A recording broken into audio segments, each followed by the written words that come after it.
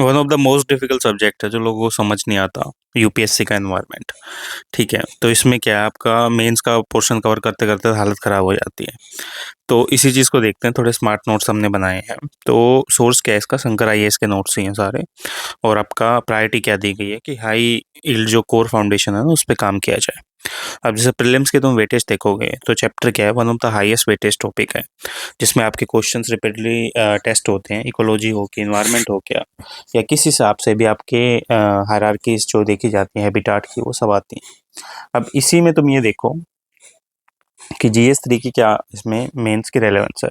तो इकोलॉजी अंडरपिन करते हैं क्वेश्चंस को जो बायोडाइवर्सिटी कन्वर्जेंस के बेसिस पे काम करते हैं, सस्टेनेबल डेवलपमेंट पे हैं, क्लाइमेट चेंज पे हैं, या इकोसिस्टम डिग्रेडेशन हो रहा है, वो सारी चीज़ें प्रीवियस ईयर के ट्रेंड्स हैं, ऐसे ही काम करते हैं आपके। जो भी आपका इन्वायरमेंट इम्पैक्ट है काफ़ी हाई रहता है इन पे, जैसे हैबिटेट है, नीश है, इकोसिस्टम है, फूड चेन है, इकोलॉजिकल सक्सेशंस है, स्पीशीज़ का इंट्रैक्शंस है, और आपकी इकोलॉजिकल पिरामिड्स हैं। सारी चीज़ें यहाँ पे देखी जाती हैं। अब बात आती है कि पोस्ट इकोलॉजी की डेफिनेशन होती क्या है।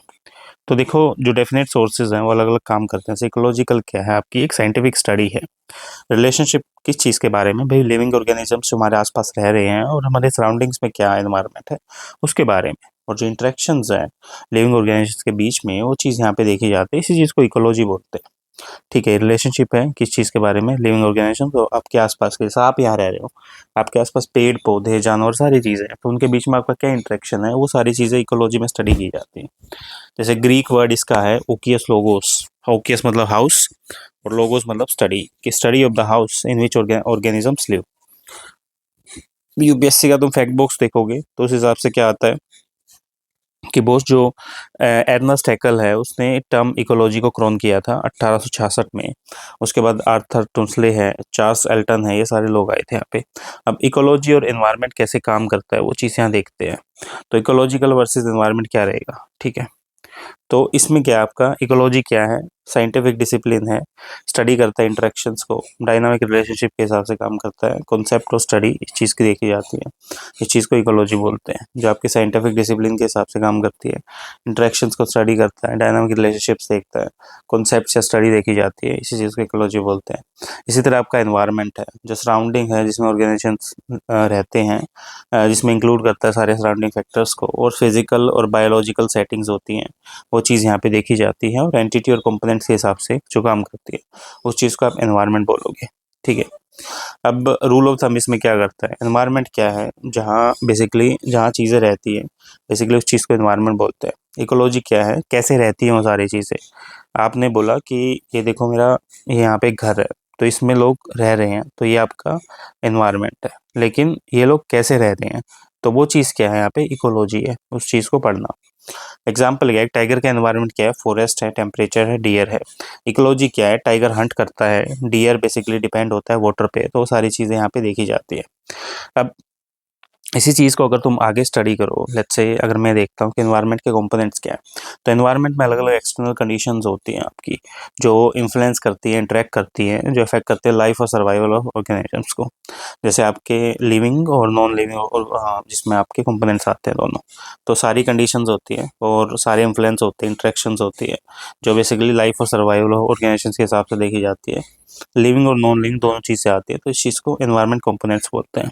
तो एबायोटिक नॉन लिविंग क्या होता है, आपका सनलाइट है, टेम्परेचर है, वाटर है, आपका विंड है, ये सारी चीज़ें यहाँ पे देखी जाती है।